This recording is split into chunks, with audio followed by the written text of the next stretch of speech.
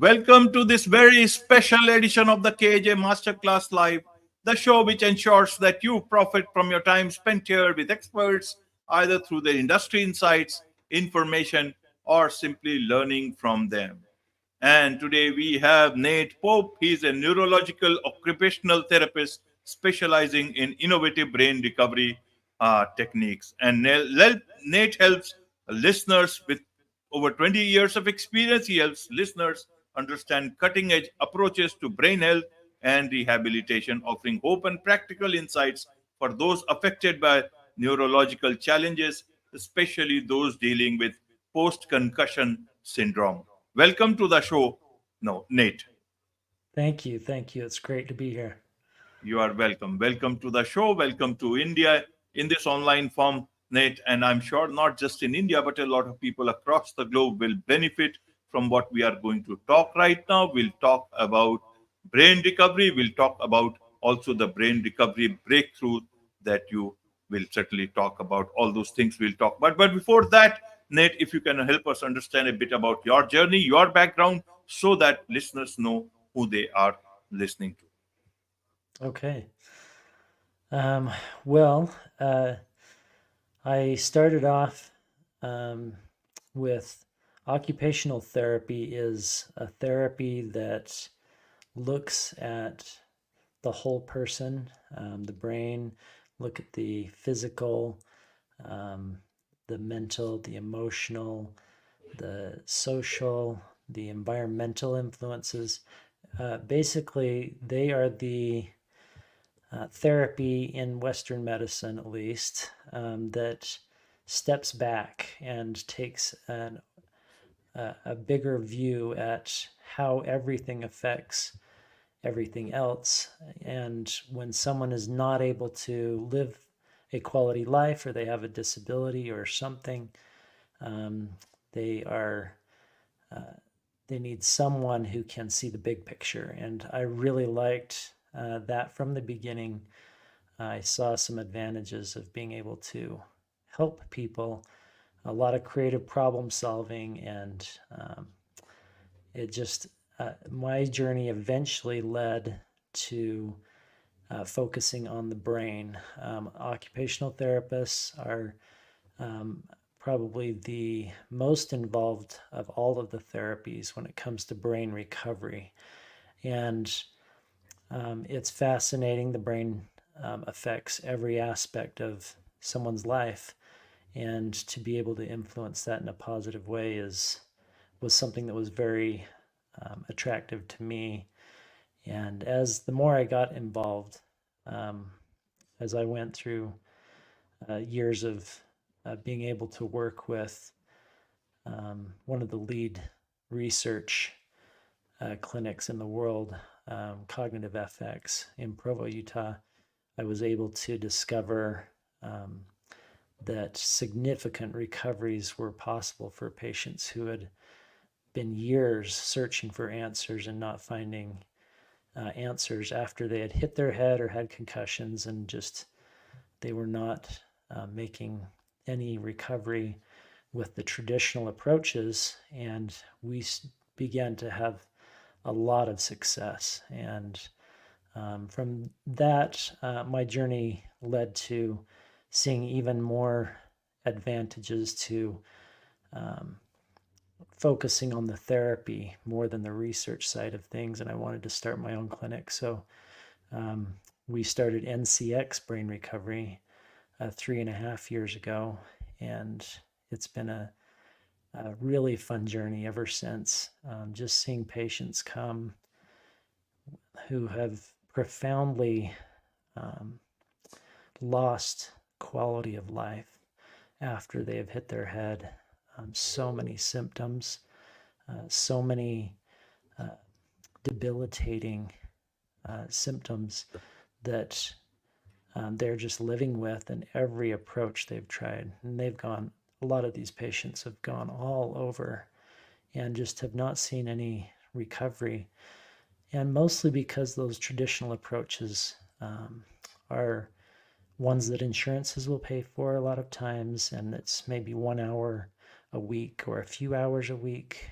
Um, but the research is kind of showing brains are creatures of habit, and you cannot expect therapy for the brain to be the same as therapy for everything else, for every other part of your body. Your brain is different, and it's such a creature of habit. It needs many hours in a row, many days in a row of focused, intense therapy to create new habits and to really create new neural pathways. And that's when the exciting recovery begins. And so my journey, I just, sorry, it's a kind of a long explanation, but the more I learned that we can really influence people, it just funneled all of my attention and focus and my motivation into helping those who have hit their head or had concussions or minor traumatic brain injuries,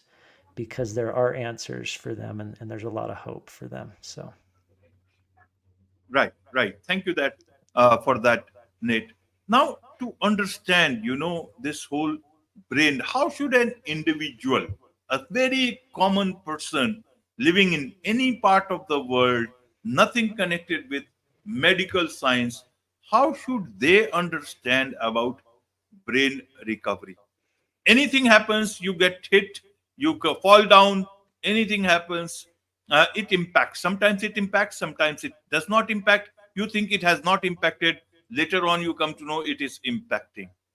mm-hmm. But in terms of, you see, one of the major things that I've seen is in terms of coma. People think, okay, you have got hurt or hit by something, or some sort of injury, you are in coma, and it can be recovery in 1 day, 2 days, 1 month, or years, but you will recover or you will come out of it. I want to understand from that perspective for a common person, how should they look at any sort of, concussion, not a non-concussion, just a simple, some sort of a hit, or hurt yourself Yes. against the wall. How should they understand about this brain recovery part for themselves? Yes. Oh, that's a great question, and it's a great place to start.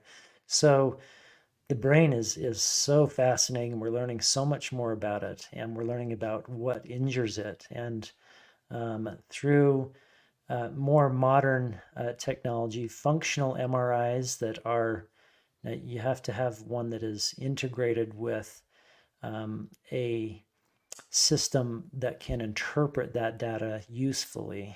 So it's not enough to just have a functional MRI, which is like a video of the brain, not a snapshot of the brain. And it's not only that, but it's a video of the brain while it's working and performing um, tasks and seeing where the blood flow goes.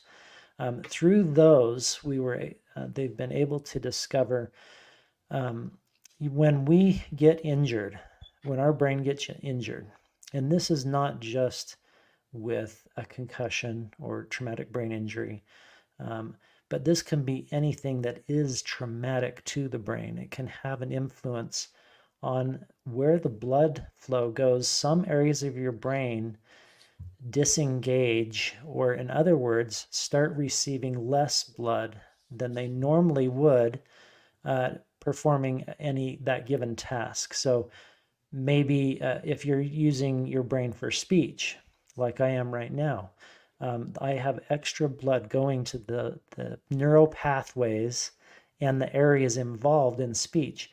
If I have a brain injury, I may have those areas not getting extra blood. Now, they're getting plenty of blood to be healthy brain tissue, but they're not getting the increase they should get when I'm using speech. And other areas they found with the functional MRIs are often lighting up, showing extra blood.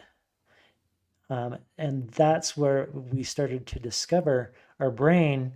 We call it, it has a lot of neuroplasticity. It's very adaptable. One of those functions means that it can take over certain parts of the brain, can compensate for other parts of the brain. Now, that sounds really great, and it is good in it for a temporary survival function. It is not a great long term solution for the brain, because areas that are not designed to do certain tasks are not as good at those tasks. And if they continue to habitually be in a compensation pattern, some areas receiving less blood than they should, other areas receiving more because they're compensating, then what you end up with is a brain that is now stuck in just not working the right way. It's underperforming with certain areas, overworking other areas, and that leaves you with all of the symptoms that typically don't get better. They just shift a little here and there. But the brain is such a habitual thing that once it's in a pattern of compensation, and this is post 1 month, generally 1 month or more after your injury or your traumatic experience, your brain can figure out a new way to survive, and it's compensating, and then it stays that way. And generally, and that's where you need to do something other than just a little bit of therapy here and there if you want to change it. Right, right. So, for every organ in our body, we seem to have some sort of defense mechanism and some sort of a recovery mechanism. One of the big examples they give is about the liver. It can regrow itself, or other parts of the body. In terms of brain, uh, Nate, if we want to understand what is the defense mechanism for the brain, is it at all there is a defense mechanism for such a important part of our body which controls everything, or is it left unprotected? Secondly, if there is there or not, what is the recovery mechanism of the brain? Does it have a natural recovery mechanism, or should we have to always think of putting an extra sort of a uh, eyes on this, and if anything happens, just go to a doctor and find out whether it has been impacted or not? How does a common person in today's time understand this? Yeah. Yeah. So um, about 75% of the head injuries, it's between 75 and 80%, depending on the research you look at. Those head injuries, and we're talking concussions or mild traumatic brain injuries, a pretty high percentage, 75 to 80%, reset and heal without any intervention.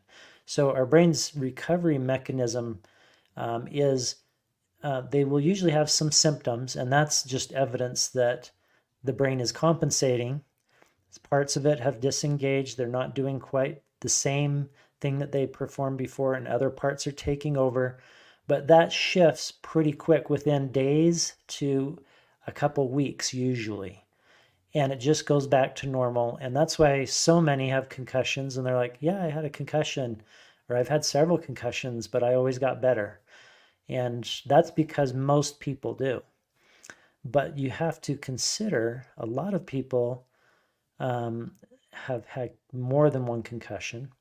And if about 25% are having lingering symptoms after a concussion or a mild traumatic brain injury, there's quite a few people out there that have symptoms that have not gone away. And for them, the natural protective mechanism did not work. That compensating but then resetting did not happen for those individuals. And that's when therapy is indicated as something that they're going to need if they want to get their brain to perform functions like it did before. Essentially, targeting the areas you suspect that are less active to an intensity level and a frequency level that the brain has a hard time continuing in its bad habits of compensating, and it starts to engage the areas that have been sleeping or not working like they should, activating those areas and making it possible for all the areas that are compensating to calm down and to go back to their normal functions and not doing double duty. So that's when the symptoms get better and recovery happens. Right, right, Nate. So we'll come to your multi-sensory integration therapy. But first, to understand, you talked about the blood flow to different areas of the brain, and because of any injury or not. In terms of Yes. nowadays, this whole thing about mental health, and people are becoming more and more conscious about it.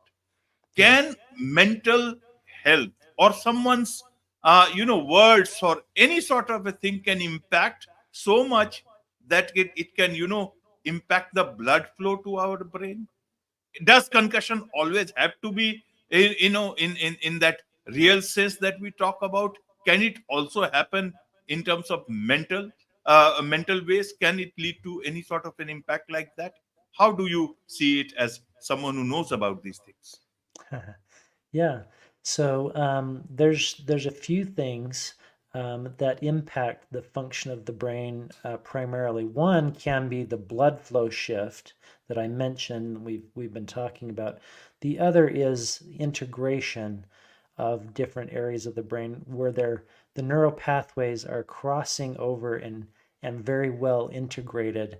In other words, my speech area is integrated with my vision and my visual processing, and my body movement and balance is integrated with my vision and my speech. And all of those areas, the better they work together, the less dysfunction I will see, generally speaking. And when I see dysfunction, whether it's caused by concussion or if it's caused by some other, maybe someone's had a stroke, maybe they're just getting older and having some memory loss. Maybe they have some anxiety or depression and more on the mental health side of things, or ADHD. There's so many things that are indicative of the brain tissue. If you got just a regular MRI, would say you have no problems. But we know that our healthy brain tissue sometimes doesn't work right together. The areas just aren't performing as efficiently as they could be.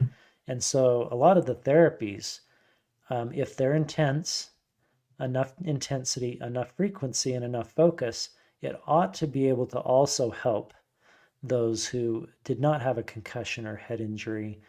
And we've seen that because we've had several patients over the years with the previous clinic I worked with and with our clinic that have not even hit their head. And they have heard about what we're doing and want to see if it'll help them. And generally, if you look at the angle of improvement, when we've looked at how much they've improved, the ones who have post concussion syndrome or are recovering after hitting their head, there's a really steep angle of significant improvement.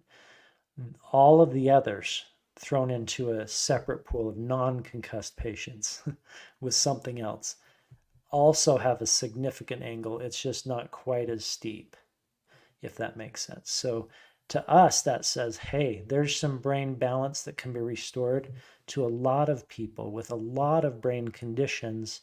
It just requires a different approach than the traditional 1 hour a week or a few hours a week. It's just not enough for the brain with any of these conditions to make a significant increase.